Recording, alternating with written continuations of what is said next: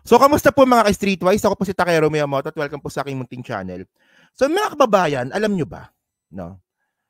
Ewan ko lang siguro sa matagal na po naka-follow sa akin, siguro alam nyo naman na tayo po ay naging critic po ni Leni Robredo. Alam nyo naman yon, di ba? Hindi ko naman tinatanggi yun at hindi naman ako nagsisisi. Pero mga kababayan, di ba? Kung meron talagang lutang na kailangang tawaging lutang, sa tingin ko, mas deserve po talaga ni Sara Duterte na siya po yung tawaging lutang. Di ba? So ngayon mga kababayan, siguro alam naman po natin yung sinabi po ni Sara Duterte na hindi siya attend ng SONA kasi po, di ba, siya daw po ay isang designated survivor. So syempre, umani ng criticism yan. And then, itong mga bobong DDS, pinagtanggol pa. Okay. So ngayon, alam nyo, no? Ewan ko lang, no? Pero, nakita ko to sa Impact Leadership eh. So, tinanong ngayon si Sara Duterte kung ano ba yung reason talaga kung bakit hindi siya ate ng SONA. So, sabi ni Sara Duterte, no, bobo talaga to eh, no? Wala ka talaga makuwang matinong sagot. Isipin nyo, no? Ito lang, no? Sa kasaysayan po ng mga interviews ni Sara Duterte, saan kayo nakakuha ng matinong sagot?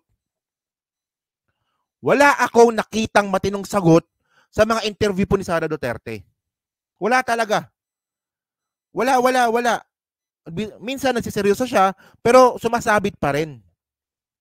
Di ba, designated disorder, sabi nga po ni Nancy Flores Santos, no? Okay. So ngayon mga babae, no, ito nakita ko lang to sa Impact Leadership. So ang sabi ni Sara Duterte, no, meron pang pahabol, di ba? Nagsabi na ako ng rason. Isipin niyo tinatanong siya dito, no?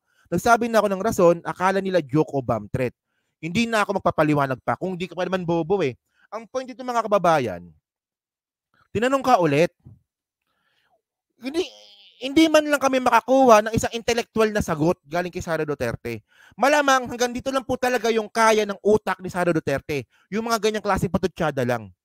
Napakadelikado po sa Pilipinas.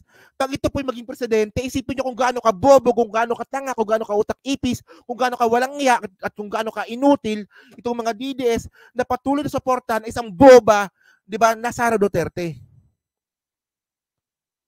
Di ba? Buti pa nga si Leni.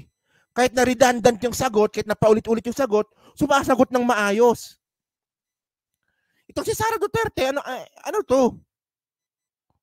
Ano to? Boba talaga mga kababayan. So ngayon mga ka-Streetwise, no, alam naman po natin na si Sara Duterte po ngayon ay hindi na po siya Deputy Secretary.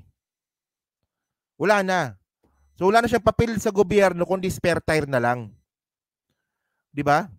So ngayon, ito ngayon ang pautot ni Sara Duterte. Ito yung mga nakakalat ngayon na video eh. So wala na siyang ibang papel ngayon kundi ito ganito na lang. Yan ganyan. Di ba? Pag ganyan na lang siya ngayon. Ito malamang napanood nyo na to sa Facebook, kumakalat na to eh. Ay, ganyan na lang yung kaya niyang gawin. Oh. Isipin mo binibidyo pa talaga. Lapit mga bata. Mga bata, lapit, dalhin nyo kay Kibuloy. Dadalhin kayo ni Sara Duterte kay Kibuloy. Naku, Diyos ko. Ayan, ganyan na lang.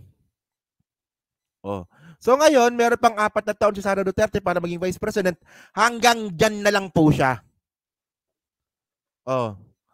Tingnan mo, ganyan na lang, ganyan yung bata takot pa kasi baka dalhin siya kay Kibuloy. Di ba? Isipin mo yan, di ba? Isipin mo, no? Government elected official ka tapos ganyan na lang ginagawa mo. Tapos hindi lang yan, meron pa yan. Ito pa naman isa, may isa pa dito. Actually, nagkalat to eh. Punta kayong Facebook. Di ba? Nagkalat to mga ganyan klase mga video. Ayan. Oy, si 3PL3 nandito, no? Thank you, Ma'am 3PL3. Di ba? Ganyan na lang siya. Ganyan na lang. Hanggang dyan ka na lang. Hanggang dyan ka na lang. Walang iya ka. Di ba?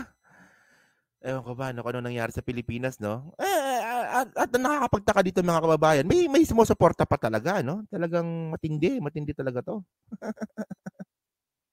So ngayon, ito yung point ko dati, ito yung pinupunto ko mga kababayan. Alam naman po natin na ito lang no, kasi hindi po natin pwedeng, hindi talaga appropriate at hindi ethical na magkumpara. Pero sa pagkakataon na to, hindi ko talaga maiwasan na magkumpara. Kasi una mga kababayan, di ba? Kung si Leni Robredo dati, di ba, kahit na hindi sila magkasundo ni Duterte, si Leni po umaattend pa rin po ng SONA. Kasi obligasyon niya yun eh. Bilang elected official, dapat magpakita ka ng mukha mo doon kahit nakabusangot ka. Di ba? Oh, pero si Leni Robredo kasi mga kababayan, kahit na hindi sila makasundo ni Digong, umaattend pa siya ng SONA. And then mga kababayan, hindi kasi pwede natin sabihin na biktima si Sara Duterte dito. Kasi kung meron bang biktima dito, ito nakita nyo to naalala nyo to? Kung gaano kababoy yung mga DDS nun? Di ba? So ito nabalita to 2017 to eh. O di ba? O di ba? Sabi dito, may usapin na naman na kumakalat na baka isa ang rason kung bakit nagpunta ng US si Leni Robredo. So ang reason dito kasi nga daw buntis. Nagpalaglag. Di ba? So kung akala natin bam joke, so hindi pala siya nagjo-joke. Gulo. Grabe si Maureen, no? So ibig sabihin dapat natin seryosohin yung sinabi ni Sara. Di ba? Minsan merap seryosohin yung Di ba? Alam mo na sinto-sinto sa seryosohin. Paano? Okay, thank you. Maraming salamat sa external. Maraming salamat, no? So ito mga kababayan, no? Di natin pwede sabihin na biktima si Sara Duterte dito. Kasi una sa lahat, kung merong mga biktima ng fake news dito, si Leni yun. Tingnan niyo kung gaano kababoy yung mga Duterte nun. Tayo, di ba, tayo mga PBBM supporter, di ba? Well, ako personally, hindi ko kaya gawin to. Di ba? Minsan nakikisakay ako, tumatawa ako, di ba? Pero yung ginawa po ng mga DDS kay Leni Robredo nun, na pinagkalat nilang buntis, pinagkalat nilang 3 buwang buntis, tapos nasa Amerika para magpalaglag. Ayan no. Ayan no. O breaking news, BP Leni kumpirmado 3 buwang buntis. DDS nagkalat niyan. Di ba? DDS nagkalat niyan. Well, ngayon, meron naman nagkalat ng balita kay Sara Duterte na merong boyfriend na basketballista. Pero tayo naman hindi naman natin kinonfirm. Sinabi lang natin na merong balitang ganon. Pero tayo hindi natin kinoconfirm. Si Epipanyo Labrador lang ata na-confirm nun. Alam nyo naman yun eh. basta nakatakip ang mukha, malakas ang loob, di ba? Tapos, ito pa. Ito yung gusto ko malaman eh. O, kamusta na yung boyfriend niya si Bolet? DDS din nagkalat dito ah. Isipin nyo no kung gaanong ka-fake news ginawa nila kay Leni. Hindi sa hindi sa Leni Robredo supporter na ako no. Ang sinasabi lang natin dito no. Kung si Leni Robredo nga po tinatawag na lutang, mayroon pang mas lutang dito si Sara. Di ba lutang na nga bastos pa? Isipin mo, di ba? Actually, mga kababayan, no, yung hindi pag-attend ni Sara Duterte sa SONA, pambabastos po yun sa sistema ng Pilipinas at saka sa mga taong bumoto sa kanya. Hindi ko to sinakyan, yung boyfriend ni Leni si Bolet. Hindi ko sinakyan yan. Oh. Nababanggit ko, pero hindi ko kinonfirm yan. Pero itong mga DDS talaga, kinonfirm talaga nila. Oh. Oo nga, 50 years old na nga si Leni, no? Paano pa kayo mabubuntis, no? Diba si Sara pwede? Oh, baka si Sara ata nagpalaglag.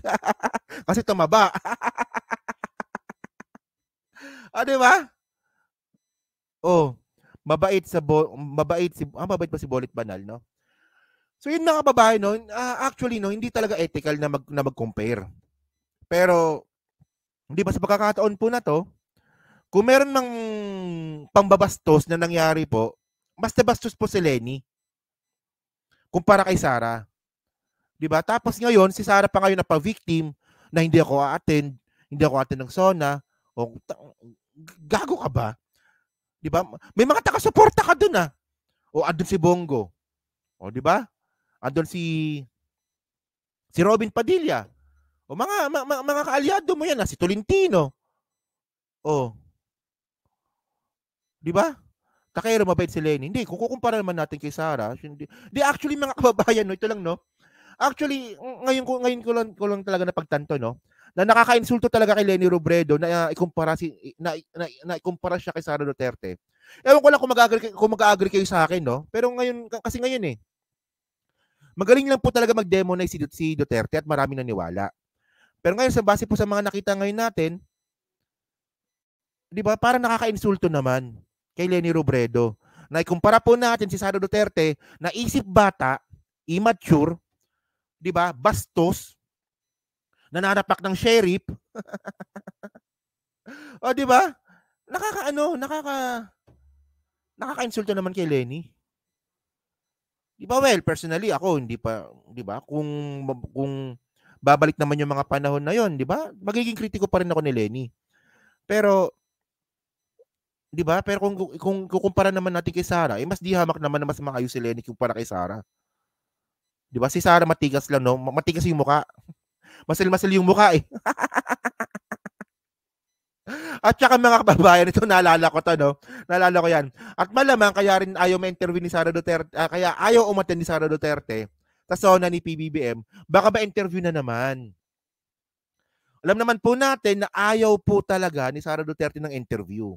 Kasi po, nung nakaraang taon po ata yun, no, nung nagsona si PBBM, doon po kumalat yung itok-itok. Di ba? So, very ito totoo yan. Ito, no? Kaya kung meron mang PBBM vlogger na yung ginagawa ng mga DDS dati, di ba? Sitahin nyo rin. Di ba? Mukhang lalaki si Sara, grabe naman kayo, di ba? So yun mga kababayan, no? So thank you mga ka-stickers, no? So dyan po sa 500 po na nanonood ngayon. So hindi pa po nakakapag-like, balik na lang po ng video po na to. Dyan po sa Team Replays, ano nga po mga sabi nyo nga po dito. Agree ba kayo dito na nakaka-insulto naman kay Lenny Robredo kung ikukumpara siya kay Sara Duterte, no? Parang, di ba? Sabi ko nga dati, parang kinumpara mo si Mickey Mouse kay Superman, panagsuntukan, di ba? Parang ganun. So thank you mga kababayan. So pa-comment lang po sa baba at binabasa ko pong lahat yan. So thank you. Kita na lang ulit tayo. Sana mamaya